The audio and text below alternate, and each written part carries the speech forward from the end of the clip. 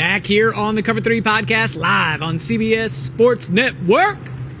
So, Big 12 title game. Yeah. Win and you're in. College football playoff implications abound. We might have The Undertaker, got WWE involvement. I know we got Neo, like lots going on. But what about Arizona State, Iowa State, for the Sun Devils? What has helped them be able to exceed the expectations? Because by Kenny Dillingham's own admission, this season, and the performance and the record especially, has exceeded his expectations. How have the Sun Devils been able to do it?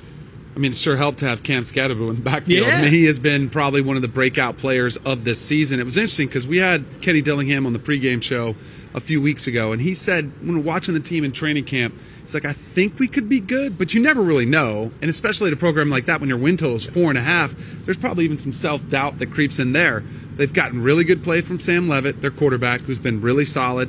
Cam Scatterbo is awesome. Jordan Tyson, who I'm sure we'll talk about not playing in this game, has been huge for them. But I still think maybe one of the better stories is their defense, which has been fourth in the Big 12, only giving up 21.6 points a game. They've been really physical as well. And I think you got to give Kenny Dillingham a ton of credit. Again, we were talking about Rhett Lashley being the Coach of the Year candidate. Clearly, Dillingham would be as well. His energy has been infectious, his enthusiasm for his home team, like he grew up there right down the street from the campus, went there to school. That has been something that people have gravitated behind, and it's been awesome.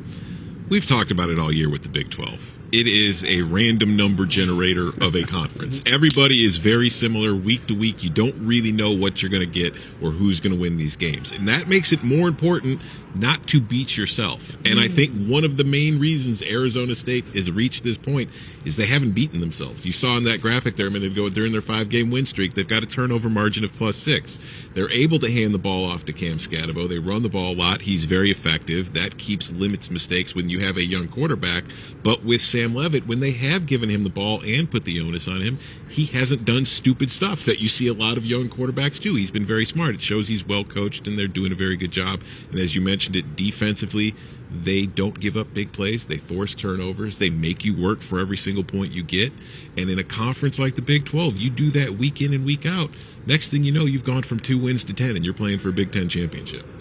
I went out there this summer and saw Kenny in Arizona State, and saw him practice in spring, and he's like, we're way better, but 25 is probably more of our year. If you're doing like roster construction projection, sure. It's like we're way better than we were when we won 2 ball games. But they arrived a year early. They were very comfortable with Sam Levitt. I think that's why they didn't really panic when Rashada left, to transfer to Georgia.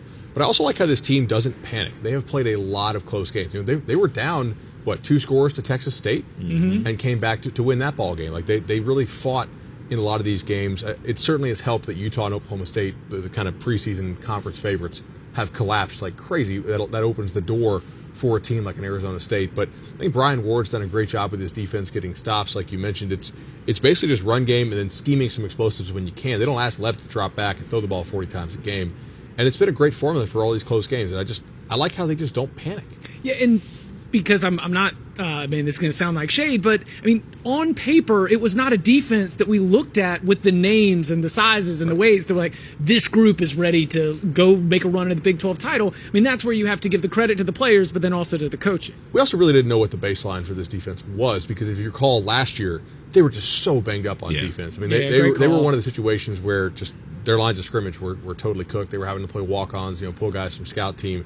So it's like, they were clearly better than they were last year. How much better? That was hard for us to project in the preseason. They got a couple guys up front who were pretty good players. Danny, we made so many Iowa State hype videos during this season. Yes, we did. And not necessarily for the good reasons either. But this Cyclones team has weathered the storm. They had that undefeated start, but then they drop a couple games, let one loss become 2, but they have steadied themselves. They had the massive win against Kansas State. Now they get an opportunity to win the Big 12 championship in their first 10-win season of the Matt Campbell era. What's impressed you about the way the Cyclones have sort of just ridden that roller coaster through the year? They have one of the best cultures, I think, in maybe all of college football, what Matt Campbell has brought. And who was it? Was it, excuse me, Brees Hall, who said 5-star culture? Excuse me. I think he's brought that and then some. I think when you look at this program and what Matt Campbell has been able to do, it is very impressive because they have an identity and they stick to it and it works for them and it has been very effective for them. Even, in prior seasons when maybe they're not winning 10 games, this is still always a very tough out in the Big 12. You see Iowa State on your schedule. It's not exactly a game you're looking forward to playing because you're going to be in for a tough time if you want to get out of there with a win. And most teams this year haven't been able to do it. They are balanced on offense. Rocco Becht has played very well at quarterback. They have a strong run game, and they have a very good defense that, again, it limits the explosive plays. They're happy to let you play red zone roulette against them because they feel like they can do a good job of holding you to field goals, and they've done a very good job of that all year, and now they're here. They also did a nice job of weathering the storm of those linebacker injuries early. I mean, that was like Iowa ran the ball pretty well, and they found a way to win that ball game. If you look at their rushing stats, I think they're in some ways a bit misleading because they're so good in the passing game stats. The teams are like, these linebackers are out, we're going to run the ball right at them. But now they're starting to get some of those guys back healthy. Their rush defense looks a little bit improved, and I think they're going to throw everything they have at Scatterbo and its Arizona State offense and make Arizona State beat them through the air, which could be tougher without Jordan Tyson, their stud receiver, who's now hurt. And their rush defense has been so bad most of the season, it will help that they don't have to worry much, or it can at least challenge Arizona State and say, good luck, find somebody else that's not Tyson, make him beat you. Guarantee they will load up that box and stack it and say, good luck. But he might be able to do it. Right. I mean, exactly. Of all the individuals that we are looking at across all of Conference Championship weekend, Ashton Jeanty, obviously, Boise State's another one that comes to mind, and maybe it's just because they're both running backs, but Cam Scatterbo is carrying this team and carrying this offense in a way where if Arizona State goes and wins this game, then he is the most valuable player of that Big 12 title game. He'll get the WWE title belt and get to hold it up. I'm excited as a college football fan for the opportunity to see greatness. It is something that we get to see on these big stakes games every single season. And the way that Cam Scatterbo, this is such a soft factor, but tell me if I'm wrong. He runs mean. He runs angry. He is a competitor. He is out there looking to just put his all into it. I think we've got potential superstar stuff coming from the Arizona State running back. I also think you'll see Sam Levitt's legs. Ooh. He's a pretty good athlete, and they have not wanted to run him a lot this year. But if Iowa State has to kind of shake it up, and they have to defend the run a little differently than they have been, as Danny was suggesting, then maybe they have to play more man than they want to, and that opens up the opportunity for quarterback scrambles. I could see Levitt having a nice rushing game. The other thing too is Cam Scatterbo can catch the ball. He's the second leading receiver on the team. They find ways to get him the ball, and they're going to have to do that.